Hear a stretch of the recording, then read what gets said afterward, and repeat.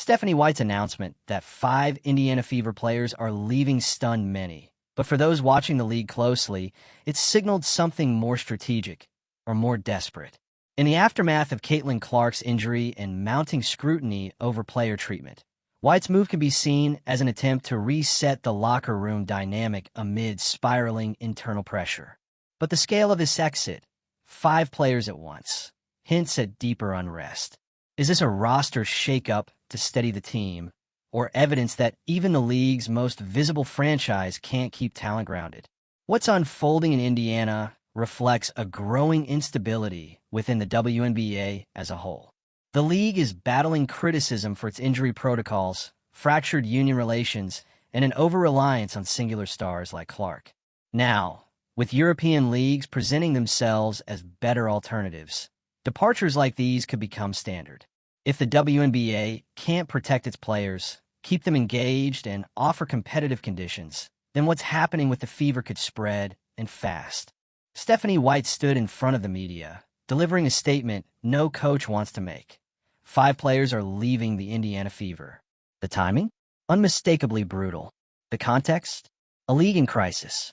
And while it might sound like a standard roster shakeup, this is about much more than one team. This is about a league that's unraveling, and the Indiana Fever just became ground zero. The WNBA was already walking a tightrope, but Caitlin Clark's injury sent the whole thing crashing down. Her presence was driving ticket sales, network ratings, merchandise numbers, everything. And when she was sidelined, so was the cash flow. Ticket prices for the All-Star game plummeted. Anticipated earnings vanished. A single injury derailed a financial strategy that was, frankly, too fragile from the start. That's the real problem here. The league didn't just welcome Clark. They built the season around her. All of the momentum, all of the headlines, all of the hype was laser-focused on one rookie. And when she couldn't play, it revealed just how shallow the WNBA strategy really was. There wasn't a fallback plan. There was only a desperate scramble to patch the bleeding while fans and sponsors watched in real time. This kind of star dependency isn't new, but the Clark situation made it undeniable. One player became the lifeline for an entire league's growth model. It's not just risky, it's unsustainable. And now, as the consequences pile up, the cracks in the system are starting to look like sinkholes. While Clark's injury became the trigger, what followed was a chain reaction that's now spiraling out of control. Financially, the league took a hit, but it didn't stop there. European basketball leagues, watching the chaos unfold, stepped in to exploit the moment. They started aggressively recruiting top WNBA talent, offering better salaries, more reliable medical care, and what so many American players say they're missing: professionalism and respect. And the players are listening. This isn't just about dollars. It's about workplace conditions. It's about how athletes are treated when the lights are off. European teams are presenting themselves as stable, well-managed organizations that prioritize player well-being. Compared to the disarray inside the WNBA, it's an easy sell. Clark's recurring muscle issues didn't just keep her off the court. They exposed a deeper flaw in the league's infrastructure. The medical protocols, particularly within the Indiana Fever, are under heavy scrutiny. Fans, analysts, and even other players are openly questioning how an asset as valuable as Clark was allowed to play through chronic issues with minimal intervention. This wasn't an isolated error. It was a failure of player protection at the highest level. And when a league can't take care of its most visible stars, what message does that send to everyone else? The tension has reached a boiling point. Players aren't whispering anymore. They're protesting. They're speaking out. The relationship between the league and the players' union has grown increasingly combative. Negotiations over the collective bargaining agreement have become contentious. Trust is eroding, and the leadership doesn't seem to know or care how to rebuild it. The disconnect is staggering. On one side, the players are demanding better pay, safer conditions, and real respect. On the other side, the league continues to push through like nothing's wrong, trying to salvage its image without fixing its foundation. And that gap is where the exodus begins. Top-tier players looking overseas is no longer a rumor. It's an emerging trend. And once the door opens, it doesn't close quietly. It sets a precedent. It sends a message. The WNBA isn't the only option anymore. It might not even be the best one. That's the part that should truly worry league officials. This isn't just about a few stars leaving. It's about a shift in perception.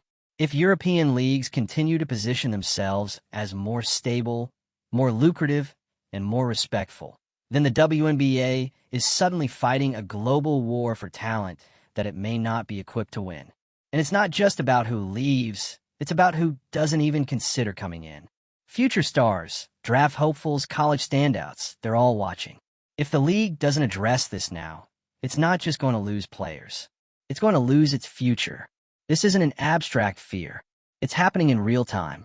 Declining ticket sales, frustrated fans, public disputes over medical care and contracts. These aren't isolated incidents. They're connected, and they're the direct result of a league that failed to build a sustainable foundation before trying to scale up. The Indiana Fever, through no fault of their own, have become the symbol of this chaos. The team that was supposed to showcase the league's biggest star is now limping through a crisis with half its roster gone. The medical staff is under fire. The coach is facing scrutiny.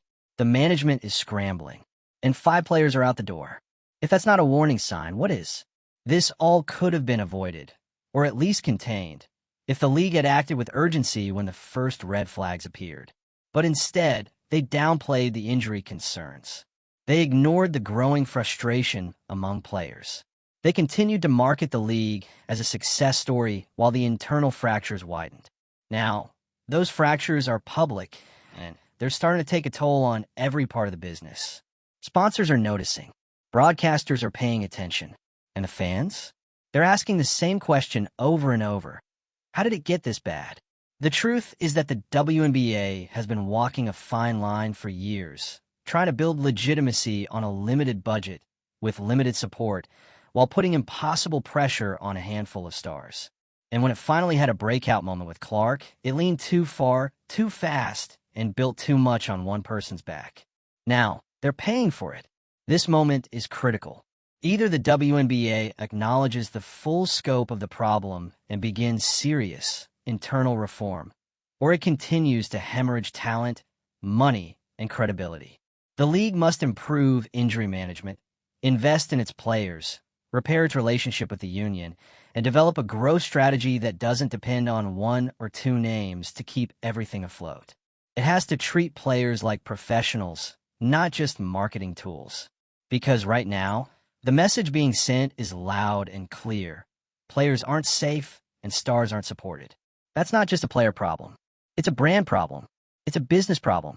And unless the league makes sweeping, visible changes, it won't just fall behind international competition. It will lose its place entirely. This is a turning point, and how the league responds will define its future. Will it finally invest in infrastructure, protect its talent, and build sustainable growth beyond the cult of individual stars? Or will it continue ignoring the warning signs, hoping the headlines fade, while the talent pool thins out and the global spotlight shifts elsewhere? Because make no mistake, the spotlight is shifting.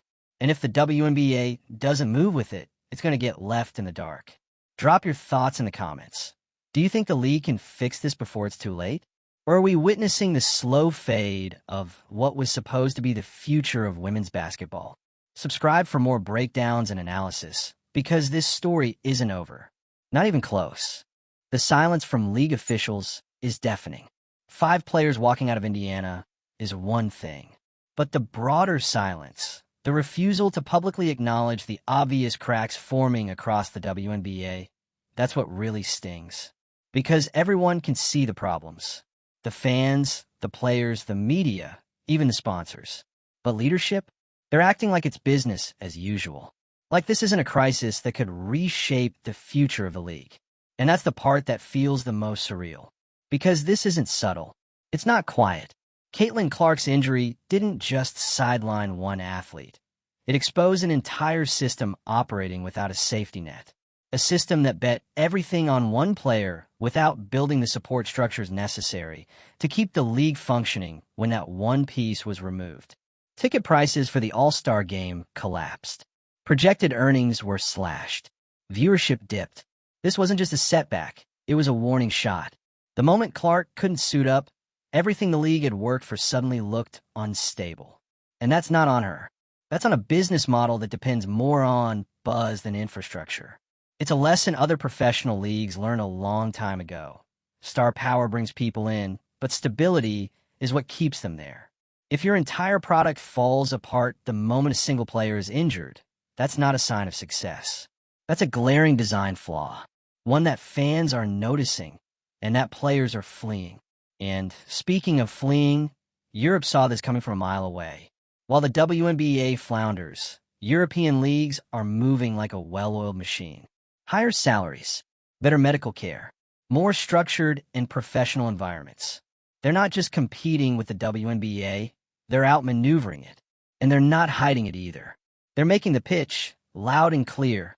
Come here, and you'll be valued. You'll be safe. You'll be paid. You won't be run into the ground or left to play through injuries for the sake of selling tickets. You'll be treated like a professional athlete, not a product, not a marketing campaign, a player. That message is landing, and players are listening. Because it's not just about money, it's about respect. It's about health. It's about being taken seriously in your profession. For too long, WNBA players have been expected to perform under impossible conditions, with subpar pay, inconsistent resources, and leadership that always seems one step behind. Now, they have options, real ones, and they're starting to take them. The potential exodus we're seeing? It's not speculative. It's happening. Clark's injury was the match, but the fuel's been building for a while. The strain between players and the league isn't new. The fractured relationship with the union, the constant negotiation battles, the feeling that player voices don't carry weight, it's all been bubbling under the surface. Now it's boiling over. The Indiana Fever's mass departure is a symptom of that. And what makes it worse? The league's inability or unwillingness to address it. There's a leadership vacuum, a complete lack of urgency. It's like no one at the top understands the scale of what's happening. Or worse, they do, and they're pretending not to. You don't have 5 players leave a team without a serious issue at play. Whether it's dissatisfaction with medical treatment, frustration over coaching, or bigger league-wide concerns, players are voting with their feet. And when that many leave all at once, it sends a message to every other locker room across the league. You don't have to stick around. There are other options. And let's not forget, the players still here. They're watching all of this unfold. They're seeing what happens when a star like Clark gets hurt and the response is underwhelming. They're watching how management handles dissent. They're taking notes. And the longer these problems go unaddressed, the more they're going to consider their own exits. This isn't just a Fever problem. This is a WNBA problem. At its core, the issue is about the league's priorities.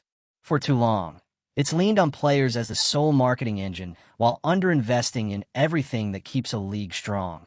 Player care, union relations, long-term infrastructure. And now that the spotlight is on, the foundation is giving out. It's no surprise that European leagues are winning the talent war. They're offering what the WNBA won't: security, structure, and support. They've positioned themselves as the logical choice for players who are tired of being treated like expendable parts of a broken system. And that positioning, it's working. If the WNBA doesn't act quickly and decisively, it risks a talent drain that could set the league back a decade. Because once a player leaves, they don't just take their skill, they take their following, their marketability, their energy. And once fans start following players abroad instead of watching them at home, that's when you start losing your audience for good. This is more than a roster shift. It's a cultural shift, a business shift, a credibility shift. So the question now isn't whether the league is in trouble. It is. The question is whether the people in charge are willing to admit it and do something about it. Because this moment demands more than damage control. It demands leadership. It demands transparency. It demands reform. The league must start by repairing its relationship with the players. That means listening, not posturing. It means recognizing that union demands aren't just negotiation points. They're survival points. Without a solid CBA and a foundation of trust, the league can't function. Next, they need to overhaul players' safety protocols. Clark's injury exposed just how ill-equipped teams are to manage the health of their biggest assets. That can't happen again. Every team should have access to elite medical care, with clear, enforceable standards that protect players from being pushed too far, too fast. And finally, the WNBA needs to stop building its brand around single players and start investing in the league as a whole. This isn't the Caitlin Clark League. It's a league of incredible talent, top to bottom. If that talent doesn't feel supported, respected, or secure, it won't stick around. And if that happens, the league has no future. There's a way out of this, but it starts with accountability, with real change, not press releases, not Instagram graphics. Change, because right now, the players don't trust the system. The fans are losing faith, and the international competition is winning by default.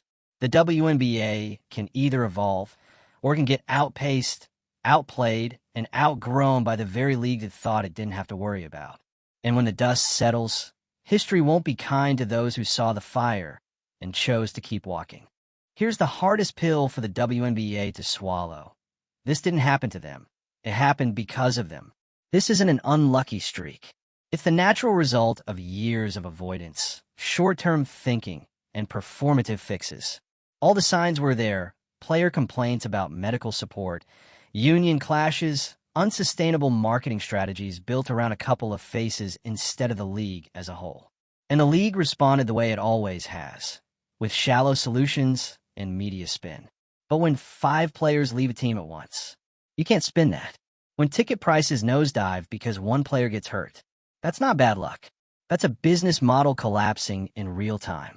And if anyone at league headquarters is surprised by what's happening right now, they've either been ignoring the problem or pretending it didn't exist. The Clark effect was real. She brought in crowds, headlines, revenue. She brought in hope. But instead of using that moment to build a stronger league infrastructure, the WNBA made a mistake it's made too many times before. It bet everything on the moment and ignored the future. It turned Clark into a one-woman bailout plan.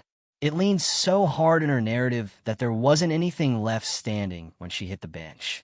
Now, the revenue is falling. The players are leaving. And the fans? They're confused, frustrated, and slowly backing away.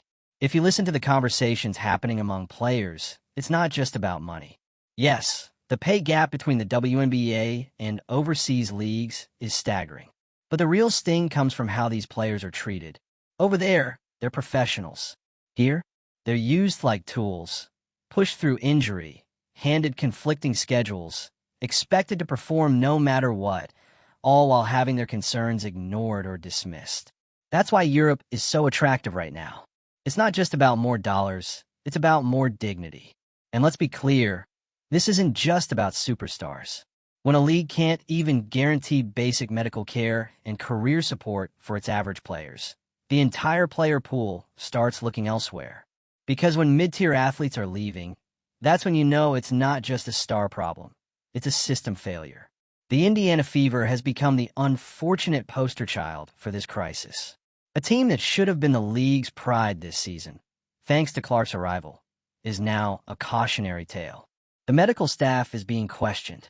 The leadership is facing backlash. And losing 5 players in one swing? That's more than bad optics. That's a vote of no confidence. If the Fever can't hold onto their roster, what's stopping other teams from falling apart next? What we're witnessing now is a shift in the league's power dynamic. For years, the WNBA held the narrative. They dictated the terms, the messaging, the image. But now, the players are done waiting. They're reclaiming the story, and they're doing it publicly, through union statements, through interviews, through walking out mid-season, through signing overseas. They've stopped hoping the league will do better. They're doing what they need to do for themselves.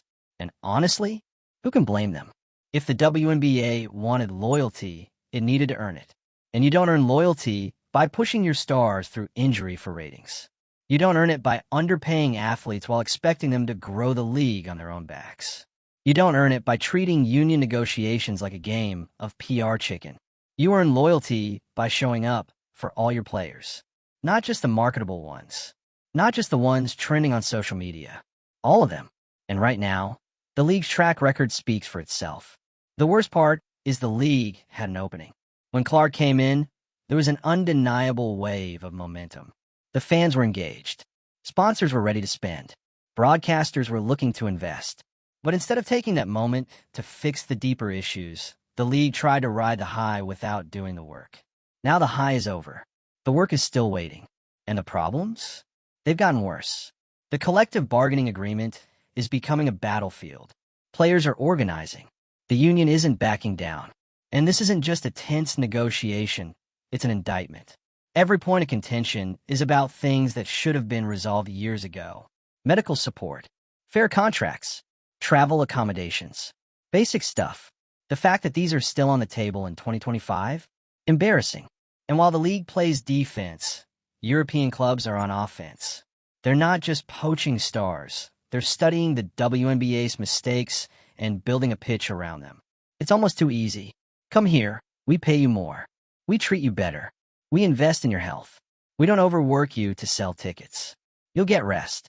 You'll get respect. At some point, the WNBA has to stop asking why players are leaving and start asking why they'd ever want to stay. Because right now, the answer isn't clear. Sponsors are starting to flinch. Fans are tuning out. Young talent is starting to think twice. And unless this league undergoes serious, visible change, the long-term damage will be permanent. This isn't about one player. This isn't even about one team. This is a full-blown crisis of identity. What kind of league is the WNBA going to be? One that protects its players?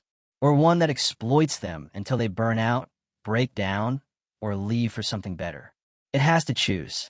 Because right now, the math is simple. Talent minus investment equals decline. There's no shortcut. No single player can carry the weight of a league this size. Not Clark. Not anyone. And if the league doesn't realize that soon, they're going to lose more than 5 players. They're going to lose the plot. It's time for leadership to step up. Not with damage control. Not with hollow statements. With action. With real policy shifts. With accountability. The players have done their part. They've raised the level of play. They've shown up for the fans. They've kept the league in the conversation when the infrastructure failed them. Now it's the league's turn. Because if they don't fix this, Europe will. And the WNBA will be left asking how it lost its best era before it even began. Leave your take in the comments. Are we seeing the beginning of a full-blown talent exodus?